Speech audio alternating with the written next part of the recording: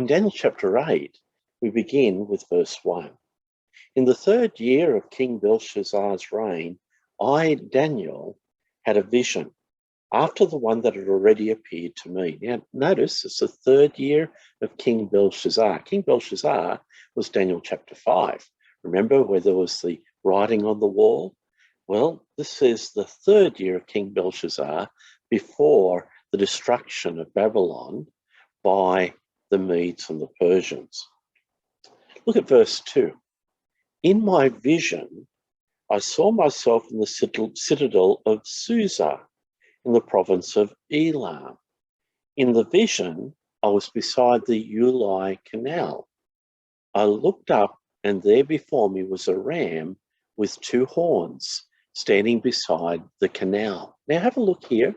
I wonder if you can see that pointer. You can see Susa just there.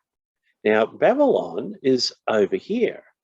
And so what you've got is that is 250 miles, 350 kilometers from Babylon. So what's going on? Well, here we're talking about what's going to occur in the time of the Medes and the Persians, and then with the conquest of the whole of the Medo-Persian Empire by Alexander the Great, the Greek. So here is what the Medo-Persian Empire looks like. Let me read on from verse 1 to, now we're up to verse 3. I looked up, and there before me was a ram with 2 horns standing beside the canal.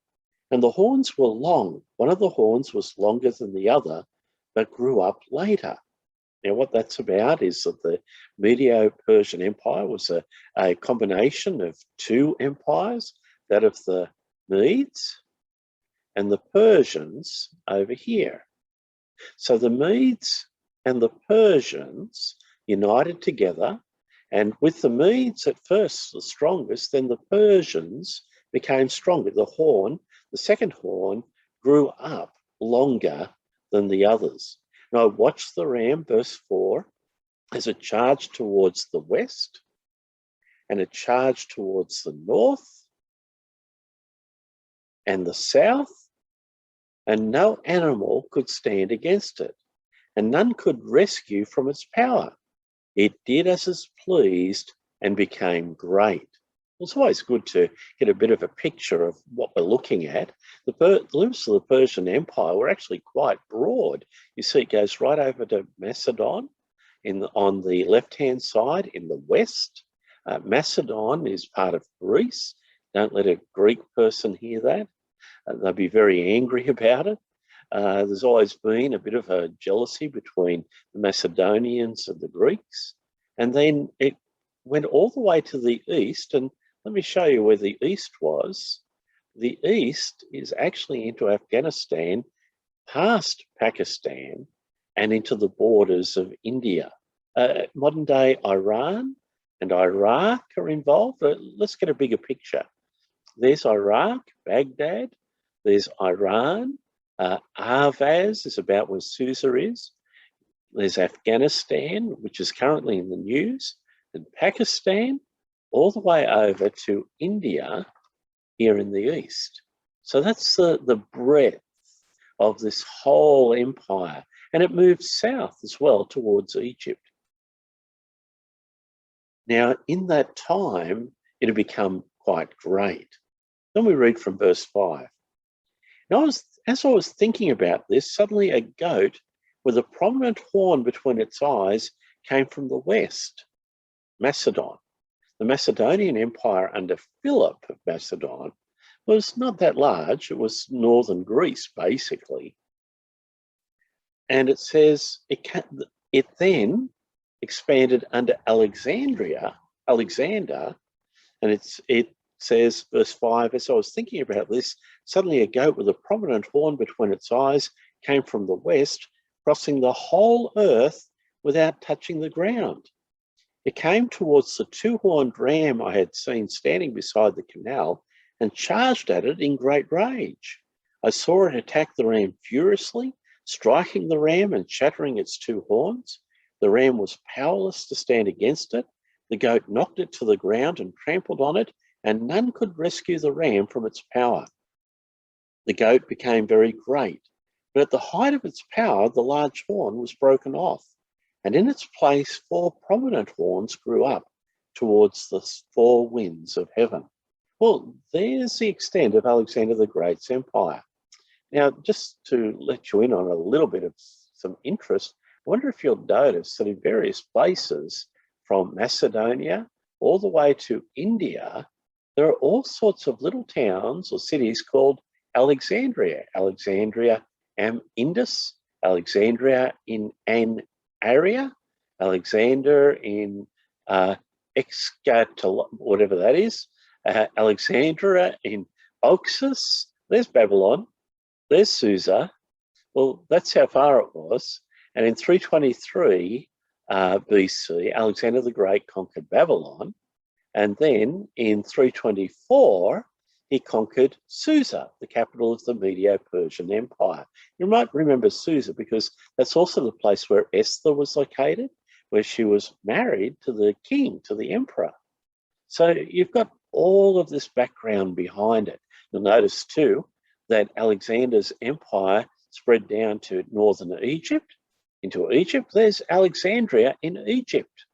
And have you sort of noticed something here? Alexander called everything after himself. Every city he conquered, he called it Alexandria. Well, I suppose you've got to have an ego if you were that brilliant as a general. He was a brilliant general. He developed what his father Philip had called the phalanx.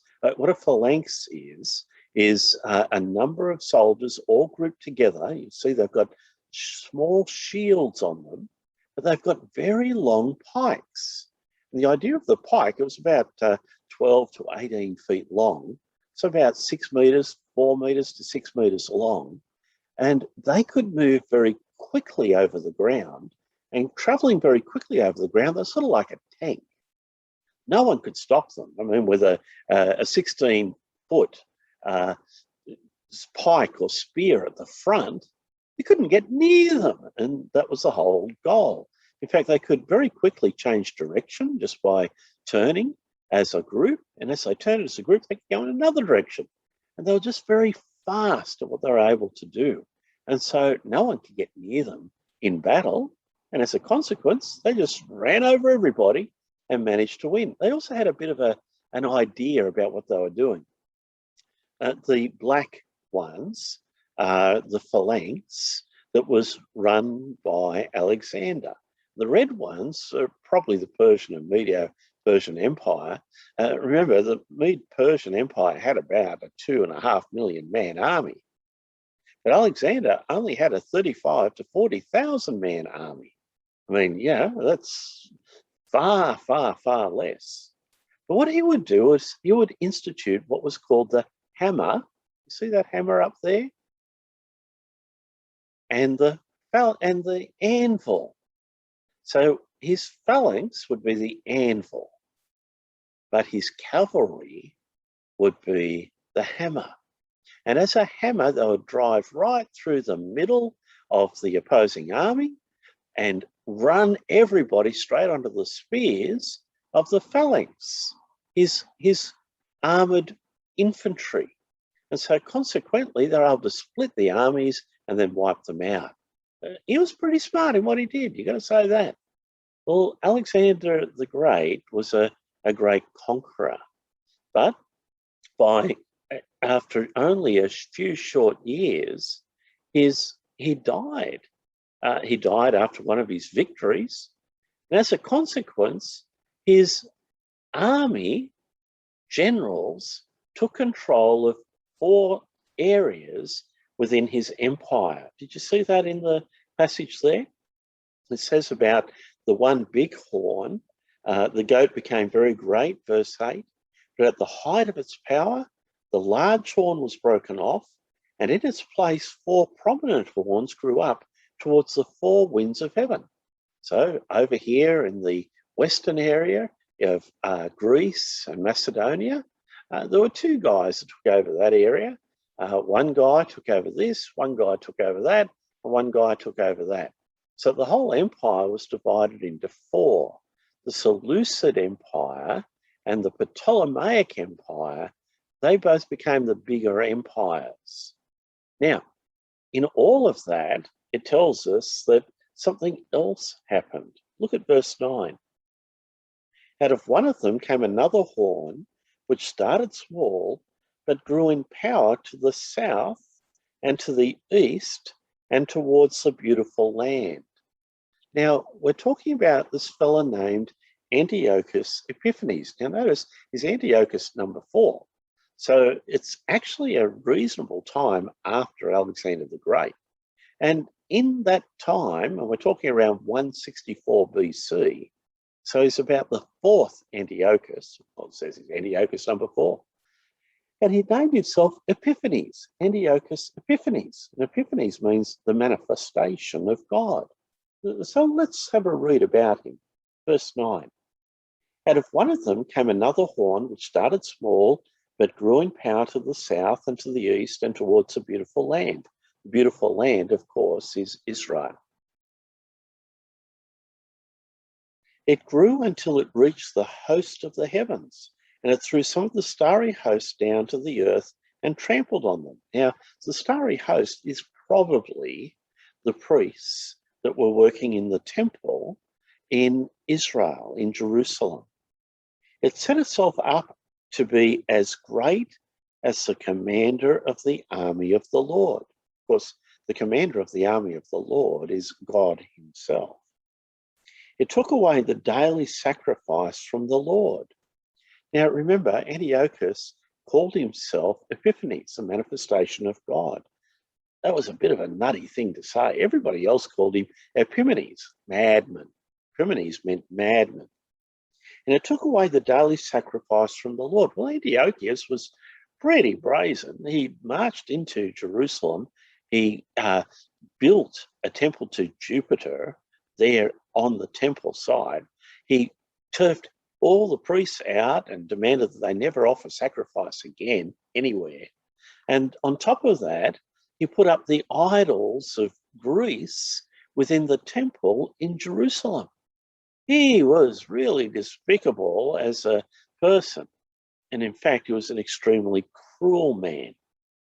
It says he took away the daily sacrifice from the Lord, and his sanctuary was thrown down. Because of rebellion, the Lord's people and the daily sacrifice were given over to it. It prospered in everything it did, and truth was thrown to the ground. Then I heard a holy one speaking, and another holy one said to him, "How long will it take for the vision to be fulfilled, the vision concerning the daily sacrifice, the rebellion that causes desolation?" Now, that's an interesting term.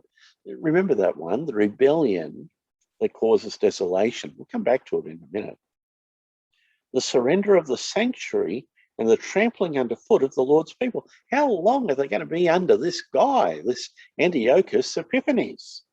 He said to me, it will take 2,300 evenings and mornings.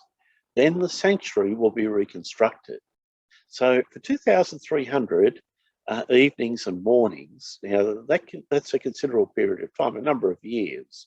Now the 2,300, it could mean both mornings and evenings, or it could mean 2,300 mornings and evenings together. So a bit hard to determine the exact period of time.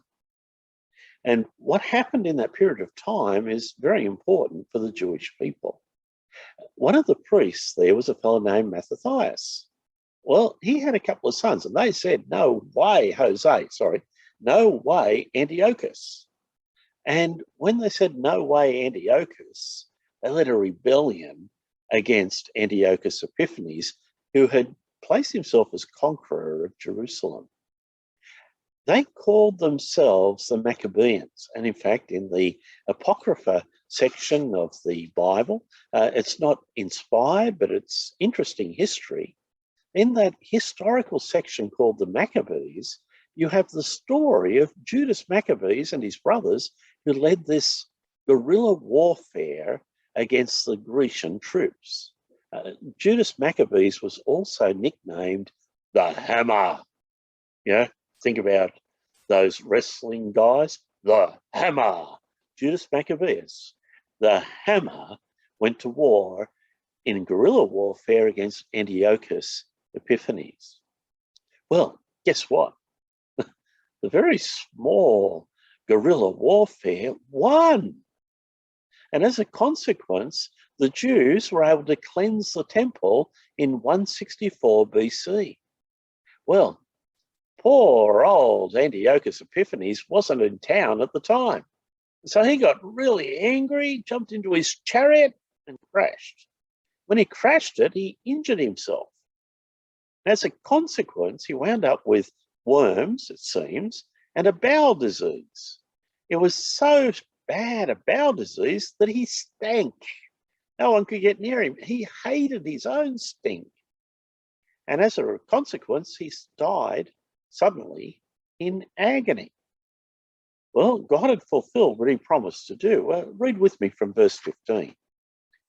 While I, Daniel, was watching the vision and trying to understand it, there before me stood one who looked like a man. I heard a man's voice from the Uli calling, Gabriel, tell this man the meaning of the vision.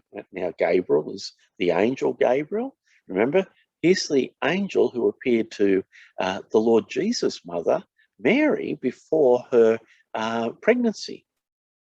And he came near, and Gabriel, tell this man the meaning of the vision. And as he came near the place where I was standing, I was terrified and fell prostrate. Son of man, he said to me, understand that the vision concerns the time of the end. Now, this is a little interesting. The term the time of the end in Daniel generally refers to the time of the second coming. It generally refers to the time of the wrapping up of all things. And you'll find that in this next passage, down to the end of chapter 8, this time of the end is referred to constantly. So we've got to do a little bit of thinking around this one. Let's read on. Verse 18. While he was speaking to me, I was in a deep sleep, with my face to the ground. Then he touched me and raised me to my feet. He said, I'm going to tell you what will happen later in the time of wrath, because the vision concerns the appointed time of the end. It's actually about the time of the end, the appointed time of the end of the world. But hold on, there's actually two things happening at once. There's the vision that God gave Daniel about the victory of the Greeks over the Medes and Persians, and then the victory or the conquest by Antiochus IV over Jerusalem. But there's a further vision, a lot further on, that speaks to us of the second coming as well. So let's read on. Verse 19. He said, I'm going to tell you what will happen later in the time of wrath, because the vision concerns the appointed time of the end. The two-horned ram that you saw represents the kings of Media and Persia. Now, as you know, Media and Persia are basically where both Iraq and Iran are now.